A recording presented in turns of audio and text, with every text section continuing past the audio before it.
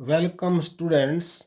Let us take today factors affecting rate of reaction। जैसा कि हमने पिछले लेक्चर में स्टार्ट किया था केमिकल काइनेटिक्स और हमने पढ़ा था what is rate of reaction. अब हम लेने जा रहे हैं रेट ऑफ रिएक्शन किन फैक्टर पे डिपेंड करता है।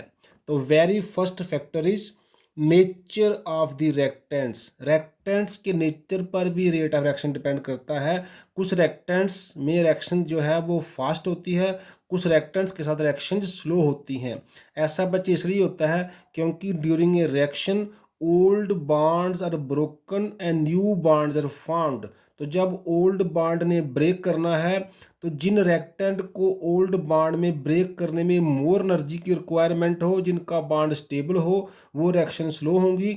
और जिन रिएक्शन का जो ओल्ड बॉन्ड है वो लेस एनर्जेटिक हो, उसको तोड़ना आसान हो, ब्रेक करना आसान हो, वो फास्ट होंगी। जैसे हमारे सामने दो एग्जांपल्स हैं, 2 time NO gas plus oxygen gas gives 2 time nitrogen dioxide gas.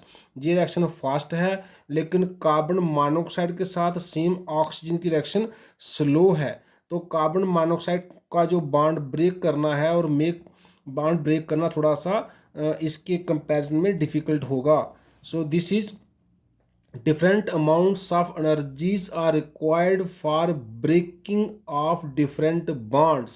ऐसा भी हो सकता है and different amounts of energies are released in the formation of different bonds। तो ये जो बातें हैं ये नेचर ऑफ रेक्टेंट डिसाइड करता है कि रिएक्शन स्लो होगी या फास्ट होगी। सेकंड फैक्टर हम लेने जा रहे हैं बच्चे concentration of the reactants. Rate of reaction is directly proportional to concentration of the reactants, means higher is the concentration, faster is the reaction। So we can say that greater is the concentration of the reactants, the faster is the rate। ये तो common sense की बात है, reactant ज़्यादा होगा तो rate मोर होगा, reactant कम होगा तो रेट लेस होगा। Next is temperature. Third factor is temperature. Rate of reaction increases with increase in temperature। in many reactions ये देखा गया है the rate of reaction becomes doubles or even more for every 10 degree rise in temperature. तो temperature बढ़ाने से rate of reaction भी बढ़ता है और बहुत सी रिएक्शन में तो rate of reaction 10 degree temperature बढ़ाने से ही डबल या उससे भी ज़्यादा हो जाता है। ये भी एक कॉमन सेंस की बात है, जब हम टेम्परेचर बढ़ाएंगे तो रिएक्टेंट के मॉलिक्यूल को काइनेटिक एनर्जी मिलेगी और उसका रेट बढ़ेगा। लेकिन हम आगे जाकर देखेंगे कुछ रिएक्शन में हमें टेम्परेचर की भी लिमिट रखनी पड़ती है, क्योंकि कुछ रिएक्शन जो एक्सोथर्मिक होती हैं उनमें अगर टेम्परेचर ज़्यादा ही बढ़ा दिया जाए तो वो रिवर्स जो है रेट ऑफ रिएक्शन को इवन स्लो भी कर देती है। But generally temperature is required to increase the rate of a reaction. Next factor is presence of catalyst. A catalyst generally increases the rate of a reaction without itself being consumed. खुद तो वो consume होता नहीं है, लेकिन reaction के rate को वो चेंज कर देता है या इंक्रीज कर देता है। हम किसी स्लो रिएक्शन को फास्ट करने के लिए कैटलिस्ट का यूज कर सकते हैं। कैटलिस्ट कई बार क्या करता है, किसी एक स्टेप में कंज्यूम होता है लेकिन लास्ट स्टेप में वो रिप्रोड्यूस हो जाता है, तो अल्टीमेटली उसकी जो कंसंट्रेशन है वो जो इनिशियल होती है वही फाइनल रहती है, वो रिएक्टेंट का काम नहीं करता है। In reversible reactions it helps to attain the equilibrium at faster rate. अगर कोई रिएक्शन रिवर्सिबल है तो वो रिएक्शन क्या होगा, उसका रेट ऑफ फॉरवर्ड रिएक्शन और रेट ऑफ बैकवर्ड रिएक्शन का आने का जो समय है वो थोड़ा जल्दी आ जाएगा, फास्ट आ जाएगा, लेकिन इक्विलिब्रियम का पॉइंट वो चेंज नहीं कर सकता है। हाँ, इक्विलिब्रियम फास्ट जरूर आ जाएगी।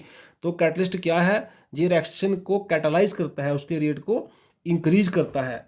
Surface area of the reactant है हमारा नेक्स्ट फैक्टर। बच्चे रिएक्शन जनरली कहाँ टेक पार्ट करती हैं, सरफेस ऑफ द रिएक्टेंट पे। तो इसलिए जो रिएक्टेंट जिनका सरफेस एरिया मोर होगा, जो पोरस होंगे, फाइनली डिवाइडेड होंगे, उन रिएक्टेंट का रेट फास्ट होगा। हाँ, अगर कोई गैसियस रिएक्टेंट है उसमें हमने सॉलिड कोई कैटलिस्ट लिया है तो उसका सरफेस एरिया अगर ज़्यादा होगा तो रिएक्शन फास्ट होगी। तो generally the reaction take place at surface of the reactants और catalyst. So higher is the surface area, faster will be the rate of reaction. तभी पोरस रिएक्टेंट्स हो जब फाइनली डिवाइडेड हो वो रिएक्ट करते हैं faster. And next factor is presence of light, कुछ reaction ऐसी हैं जो लाइट के बिना नहीं हो सकती हैं या डार्क में नहीं हो सकती हैं, ऐसी रिएक्शन को बोलते हैं फोटोकेमिकल रिएक्शन। उनके लिए लाइट का होना कंपलसरी होता है, तभी वो रिएक्शन का रेट कुछ बनेगा, तभी रिएक्शन जो है प्रोसीड करेंगी।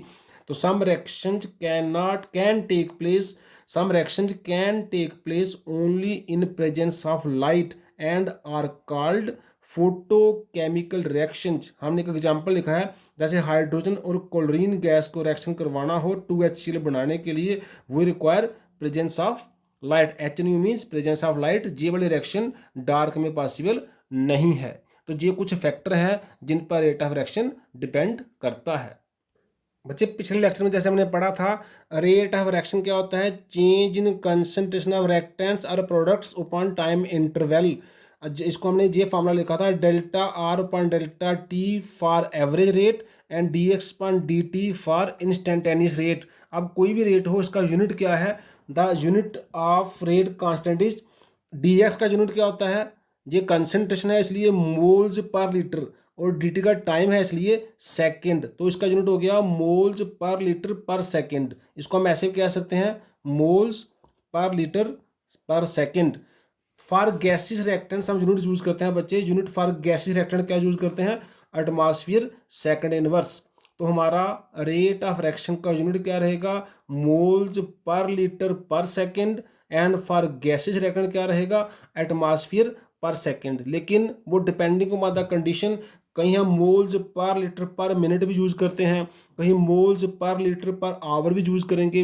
वो देखेंगे हमने रिएक्शन का जो है टाइम ड्यूरेशन क्या है। For very very slow reactions हम हावर यूज़ कर सकते हैं इनवर्स टाइम के लिए। फॉर नॉर्मल रिएक्शन हम मिनट इनवर्स यूज़ कर सकते हैं। फॉर फास्ट रिएक्शन हम सेकंड इनवर्स यूज़ कर सकते हैं। तो ये वाला जो टाइम वाला यूनिट है, ये टाइम हम इसको ऐसे भी लिख सकते हैं, मोल्स पर लीटर पर टाइम इनवर्स, क्योंकि टाइम अब एज पर द रिएक्शन कैसी है उसके हिसाब से हम टाइम को कंसीडर कर लेते हैं, सेकंड इनवर्स, मिनट इनवर्स और इवन हावर इनवर्स।